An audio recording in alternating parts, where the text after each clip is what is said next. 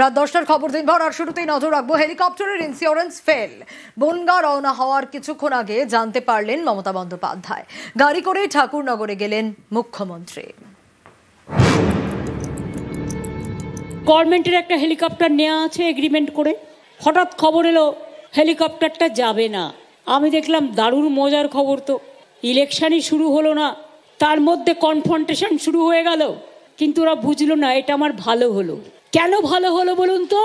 কারণ আমি রাস্তায় আস্তে আস্তে আমার সাথে প্রচুর মানুষের দেখা হয়েছে এবং আমি অনেকগুলো এলাকা দিয়ে ঘুরে এসেছি।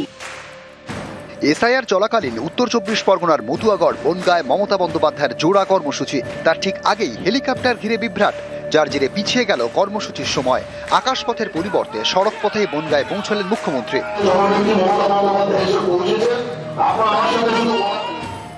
অনেকদিন আগে থেকে পূর্ব নির্ধারিত ছিল এবং সেই সবার আজকে দুপুর 12টার পরে হওয়ার কথা ছিল বনগাঁতে, কিন্তু আচমকা মুখ্যমন্ত্রীর হেলিকপ্টারে একটা সমস্যা দেখা দেয় এবং সেই শপথ পিছিয়ে যায়। যেটুকু সূত্র মারফত জানতে আমরা পাচ্ছি সেটা হচ্ছে হেলিকপ্টারের নাকি ইন্স্যুরেন্স শেষ হয়ে গেছে। এটা খুব অবাস্তব কথা। মুখ্যমন্ত্রী তিনি হেলিকপ্টারে যাবেন তার ট্রায়াল রান গতকাল পর্যন্ত হয়েছে এবং সেই ট্রায়াল রান হওয়ার পরে আজকে সকালবেলা হেলিকপ্টারের ইন্স্যুরেন্স শেষ হয়ে যায়, এটা একটা বিশ্বাসযোগ্য বলে মনে হয় না। মঙ্গলবার মমতা বন্দ্যোপাধ্যায়ের পূর্ব নির্ধারিত এই কর্মসূচি শুরু হওয়ার কথা ছিল দুপুর 1টা নাগাদ। প্রথমে জনসভা, তারপরে ত্রিকোণ পার্ক থেকে ঠাকুরবাড়ি পর্যন্ত মিছিল। সকালে কলকাতা থেকে রওনা হওয়ার কিছুক্ষণ আগে মুখ্যমন্ত্রী জানতে পারেন যে হেলিকপ্টারে তাঁর যাওয়ার কথা সেটির ইন্স্যুরেন্স ফেল। একটি বেসরকারি সংস্থার কাছ থেকে এই কপ্টার ভাড়া নিয়েছে রাজ্য সরকার। সেই বেসরকারি সংস্থা দিন সকালে রাজ্য পরিবহন দপ্তরকে জানায় ইন্স্যুরেন্স ফেল, তাই কপ্টার ওড়ানো যাবে না। তড়িঘড়ি গাড়ি করেই বনগাঁয় রওনা হন মমতা বন্দ্যোপাধ্যায়। নিউজ 18 বাংলা।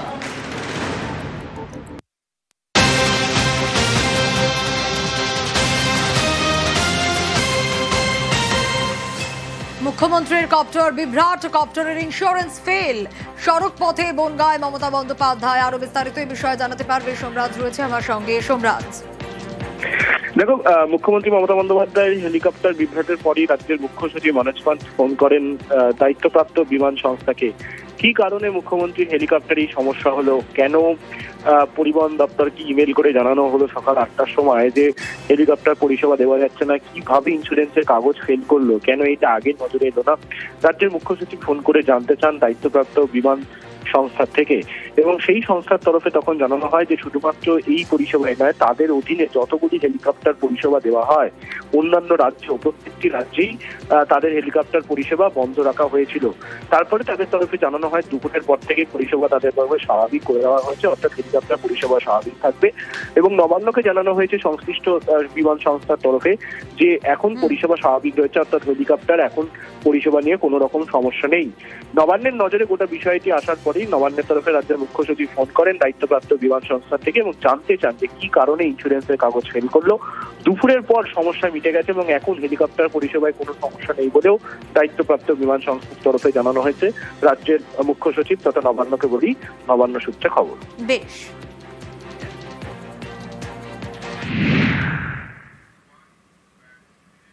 বেসরকারি সংস্থার থেকে হেলিকপ্টার ভাড়া নিয়েছে রাজ্য পরিবহন দপ্তর।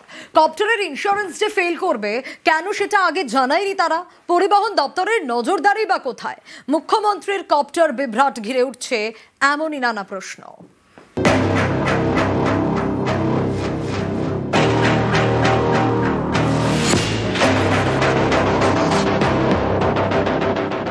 মুখ্যমন্ত্রীর হেলিকপ্টার, সেটারই কিনা ইন্স্যুরেন্স ফেল, তাও আবার কখন জানা যাচ্ছে?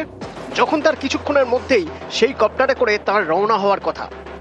মঙ্গলবার বেলা 12টা নাগাদ বনগাঁর উদ্দেশ্যে রওনা হওয়ার কথা ছিল মমতা বন্দ্যোপাধ্যায়ের।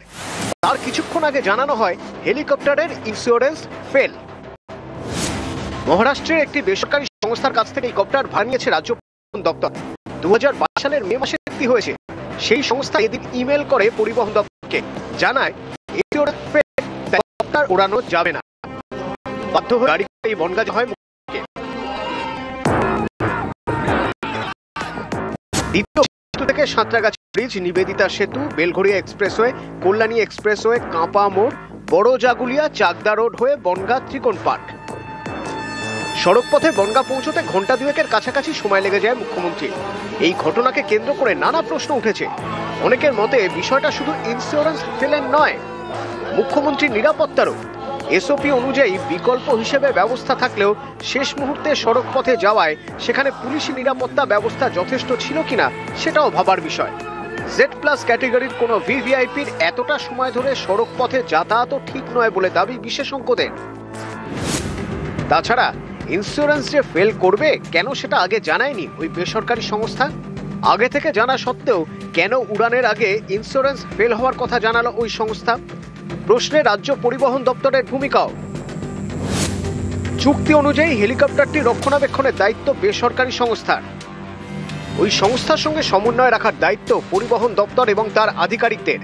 তাঁরা কেন আগে জানতে পারলেন না ইন্স্যুরেন্স ফেলের কথা? মুখ্যমন্ত্রীর হেলিকপ্টার বিভ্রাট তাই শুধু বিভ্রাট নয়, নিরাপত্তার দিক থেকেও যথেষ্ট গুরুত্বপূর্ণ।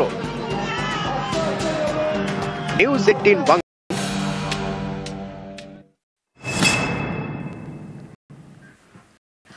কিছুক্ষণ আগে হেলিকপ্টারে বিভ্রাট জানানো হয়, হেলিকপ্টার ফেল করে মোটর যেতে হয়। এর নেপথ্যে বিজেপির চক্র দেখছেন তৃণমূল। হেলিকপ্টার বন্ধ করে দিন, রুট বন্ধ করে দিন, যা ইচ্ছে তাই করুন, আমার কিছু যায় আসে না। আমাদের গভর্নমেন্ট একটা হেলিকপ্টার নেওয়া আছে এগ্রিমেন্ট করে, হঠাৎ খবর এলো হেলিকপ্টারটা যাবে না।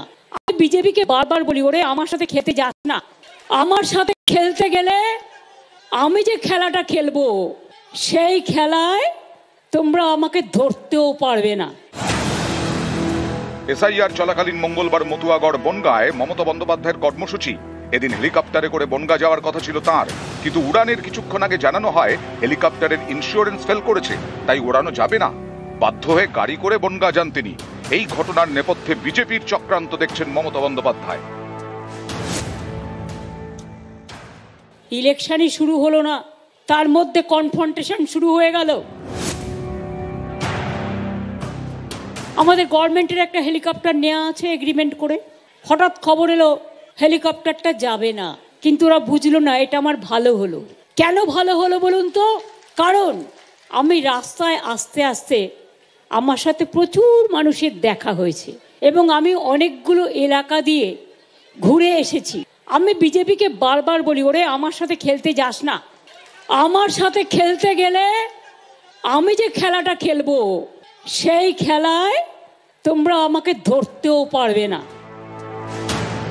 তৃণমূলের অভিযোগ, মমতা বন্দ্যোপাধ্যায়ের কর্মসূচি বানচাল করে দেওয়ার জন্যই চক্রান্ত করেছে বিজেপি।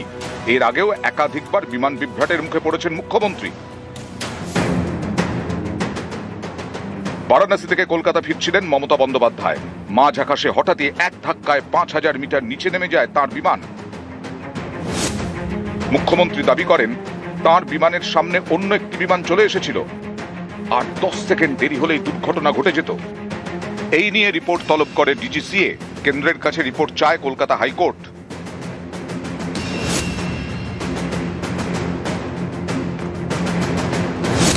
পাটনা থেকে কলকাতা ফেরার সময় বিপত্তি। কলকাতা বিমানবন্দরে নামার অনুমতি না মেলায় প্রায় 30 মিনিট আকাশ চক্কর কাটে বিমান। বিমানে তখন জ্বালানি কম। এই ঘটনায় কয়েকজনকে সাসপেন্ডও করা হয়েছিল। আমি বিজেপিকে বারবার বলি, ওরে আমার সাথে খেলতে যাস না। নিউজ 18 বাংলা। ওরে আমার সাথে খেলতে যাস না।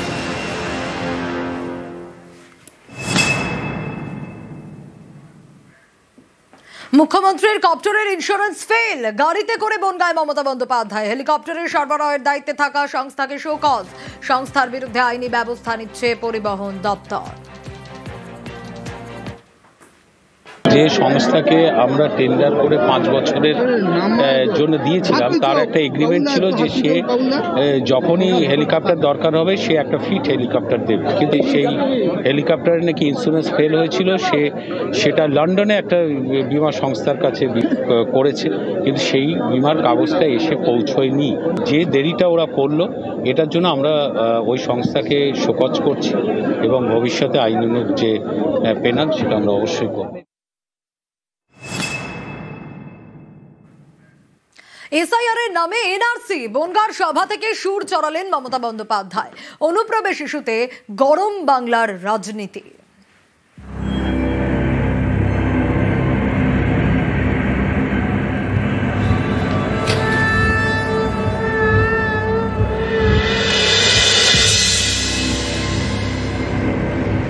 এসআইআর নামে এনআরসি করার চক্রান্ত মানছি না, মানব না। জেনুইন ভোটার বাদ গেলে ছেড়ে কথা বলবো না। ভোটের আগে ভোটার তালিকার নিবিড় সংশোধন অর্থাৎ এসআইআর, যা ঘিরে গরম বঙ্গ রাজনীতি। মঙ্গলবার মতুয়াগড় বনগাঁয় দাঁড়িয়ে তৃণমূল নেত্রীর অভিযোগ, এসআইআর এর নামে এনআরসি করার চক্রান্ত হচ্ছে। আজকে এতদিন এই দেশে থেকে আমার প্রমাণ করতে হবে আমি এই দেশের নাগরিক কিনা। ছি বিজেপি, ছি ছি ছি বিজেপি, লজ্জা লজ্জা লজ্জা। এসআইআর এর নামে এনআরসি করার চক্রান্ত মানছি না, মানব না। জেনুইন ভোটার বাদ গেলে ছেড়ে কথা বলবো না। এসআইআর এর নামে এনআরসি, এই অভিযোগ ঘিরে এখন বঙ্গ রাজনীতিতে বাকযুদ্ধ তুঙ্গে। পশ্চিমবঙ্গই একমাত্র রাজ্য যেখানে রোহিঙ্গা এবং বাংলাদেশি মুসলিম অনুপ্রবেশকারী তাদের এখানে আশ্রয় দেওয়া হয়েছে। জ্যোতি বসু বলেছিলেন অনুপ্রবেশ সমস্যাটাকে একটা মানবিক মুখ নিয়ে বিচার করতে হবে। এই মানবিক মুখ নিয়ে বিচার করার প্রক্রিয়াটা মমতা বন্দ্যোপাধ্যায় আরো কয়েক গুণ বাড়িয়ে দিয়েছেন। আপনারা যদি সবাই মনে করেন যে পশ্চিমবঙ্গটা ধর্মশালা, যার যখন ইচ্ছা হবে সে তখন ঢুকে পড়বে, তো এটা তো হতে পারে না। আমাদের অবস্থান স্পষ্ট, ডিটেক্ট, ডিলিট এন্ড ডিপোর্ট। এসআইআরে লিখে রাখুন 1 কোটি নাম উড়ে যাবে যাবে যাবে যাবে যাবে। বাংলাদেশ থেকে যে হিন্দু এসেছে তারা অনুপ্রবেশকারী নয়, তারা শরণার্থী। তারা থাকবে, বাংলাদেশের মুসলমান আর রোহিঙ্গারা পালাবে। কার্বলিক অ্যাসিড ঢেলেছে ইলেকশন কমিশন গড়তে, পিল পিল করে পালাচ্ছে। আসামে যা হয়েছে, ইউপি গুজরাট যা করেছে, এখানেও বিজেপি সরকার এলে এই অবৈধ অনুপ্রবেশকারীদের রাখবে না। উত্তরপ্রদেশের মুখ্যমন্ত্রী যোগী আদিত্যনাথ সে রাজ্যের জেলায় জেলায় ডিটেনশন ক্যাম্প তৈরির নির্দেশও দিয়ে দিয়েছেন। কোন মানবিক মুখে স্বরূপনগর উত্তর 24 পরগনার পঞ্চায়েত সদস্য বিজেপি সুভাষচন্দ্র মন্ডল তাকে বিজেপি পঞ্চায়েতের সদস্য করলো, যার নাম বাংলাদেশের সাতক্ষীরার ভোটার লিস্টে রয়েছে। এটা কি শ্যামাপ্রসাদের মানবিক মুখ না নরেন্দ্র মোদীর মানবিক মুখ? কার মানবিক মুখে হরিণঘাটার অসীম সরকার এ রাজ্যের ভোটার হয়ে এমএলএ হয়ে গেলেন? কার মানবিক মুখে আরে হাফ প্যান্ট হলো মন্ত্রী তো হয়েছিলেন নিশ্চিত প্রামাণিক, বাংলাদেশের বাসিন্দা। এই যে আপনার এখন নেতা এসেছেন বিপ্লবদের ত্রিপুরা প্রাক্তন মুখ্যমন্ত্রী, বাংলাদেশের চাঁদপুরে জন্ম, বাংলাদেশে বাড়ি। কার মানবিক মুখ? এগুলো অনুপ্রেরণা দিয়েছে শ্রমিকবাবু। অনুপ্রবেশ ইস্যুতে যখন রাজনৈতিক আকচাকচি তুঙ্গে, তখন সীমান্ত এলাকায় পৌঁছে গিয়েছেন রাজ্যপাল সিভি আনন্দ বোস।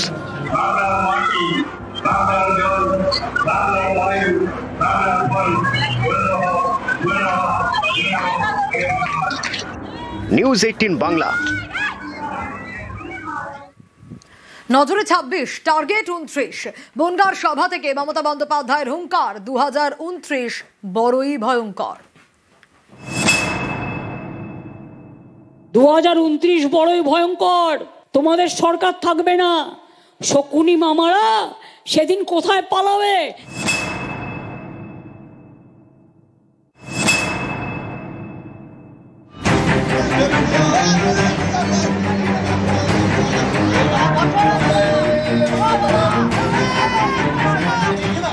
বছর গড়ালেই 2026-এ পশ্চিমবঙ্গে বিধানসভা ভোট। এ নিয়ে এখন থেকেই হাওয়া গরম। এসআইআর নিয়ে প্রতিদিনই চলছে নেতাদের কথার লড়াই। এরই মাঝে মঙ্গলবার মতুয়াগড় বনগাঁয় সভা করেন মমতা বন্দ্যোপাধ্যায়। এই মঞ্চ থেকে বিজেপির দিকে চ্যালেঞ্জ ছুড়ে দেন তৃণমূল নেত্রী। বুঝিয়ে দেন 26-এর ভোটে নজর তো আছেই, এখন থেকেই টার্গেটে আছে 2029-এর লোকসভা ভোট।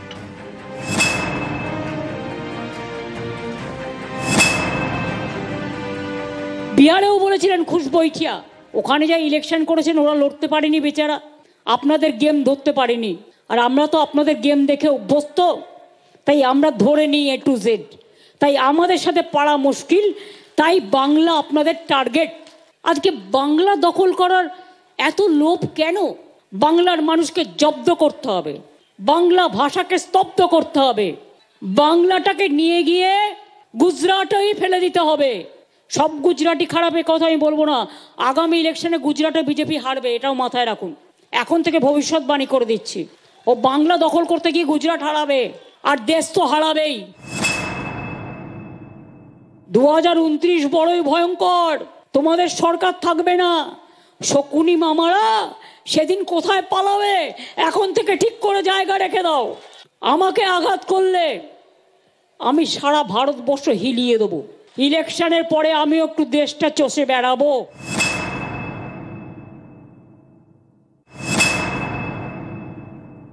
ইলেকশনের 2 মাসের আগে তোমার মাথায় সুরসুরি, আর এলাকায় গিয়ে ধর্মের নামে ফর্ম বিক্রি করতে হচ্ছে। আর বাংলাকে আঘাত করো না, তাহলে কিন্তু প্রত্যাঘাত দেখবে, যা পেয়েছিলে তার থেকে জিরোতে নামিয়ে নিয়ে আসবো। যতই টাকা খরচ করো, লোকের টাকা নেবে কিন্তু ভোট দেবে না। সারা দেশটাকেই তো দখল করেছো, বাংলাটাকেও দখল করতে চাও।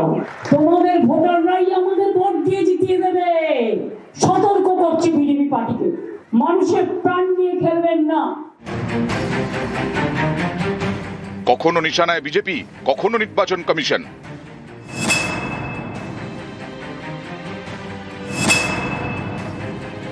ইলেকশন কমিশনের কাজ হচ্ছে ইম্পার্শিয়াল চেয়ার মেনটেন করা, not to become the BJP commission. Planned ওয়েতে সঠিকভাবে মানুষকে অ্যাপ্লাই করার সুযোগ, মানুষকে ফর্ম ফিল আপ করার সুযোগ, যারা এনুমারেশনের কাজ করছে তাদের যথাযথভাবে সাহায্য করে, তাদের সময় দিয়ে যদি করতেন, আমরা আপনাদের এগিয়ে গিয়ে সাহায্য করতাম। 2002 থেকে তারপরে ড্রাফট লিস্টটা, ফাইনাল লিস্টটা বেরোলো 2004-এ। কোন পার্টিকে স্যাটিসফাই করবার জন্য মানুষকে মৃত্যু মুখে ঠেলে দিয়েছেন? আর কত যাবে প্রাণ, আর কত দিতে হবে বলিদান? আতঙ্কিত হবার বা ভয় পাওয়ার কোনো কারণ নেই, কোনো ক্ষমতা নেই। মনে রাখবেন, জেনুইন ভোটারকে বাদ দিয়ে তারা ভোট করবে, এসব হবে না। জয় বাংলা। নিউজ 18 বাংলা। জয় মামাটি মানুষ।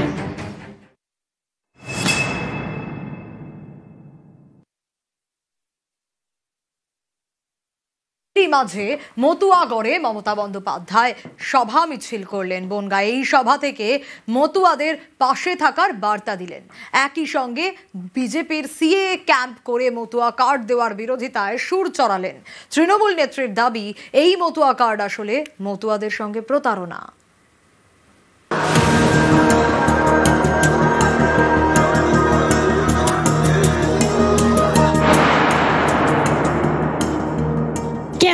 চিৎকার করছো, 2016-তেও ক্যাঁ বলেছো, 2021-এও ক্যাঁ বলেছো, 2024-এও ক্যাঁ বলেছো, তারপরে টাটা বলে দিয়েছো।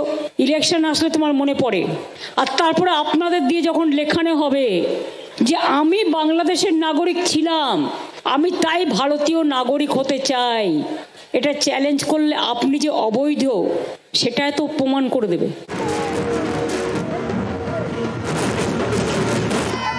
দক্ষিণবঙ্গের বেশ কিছু আসনে মতুয়ারা বড় ফ্যাক্টর। সেই মতুয়াদের গড় উত্তর 24 পরগনার বনগাঁ। মঙ্গলবার সেখানে সভা করলেন মমতা বন্দ্যোপাধ্যায়। অভিযোগ, মতুয়াদের একাংশ এসআইআর ফর্ম ফিল আপ করতে গিয়ে সমস্যায় পড়ছেন। এই এসআইআর আবহেই বনগাঁয় বিজেপি সিএ ক্যাম্প করেছে, দিয়েছে মতুয়া কার্ড। এ নিয়ে দিনের সভা থেকে সুর চড়ান তৃণমূল নেত্রী। এই কার্ডটা কারা কারা কিনেছেন হাত তুলুন তো, 100 টাকা করে।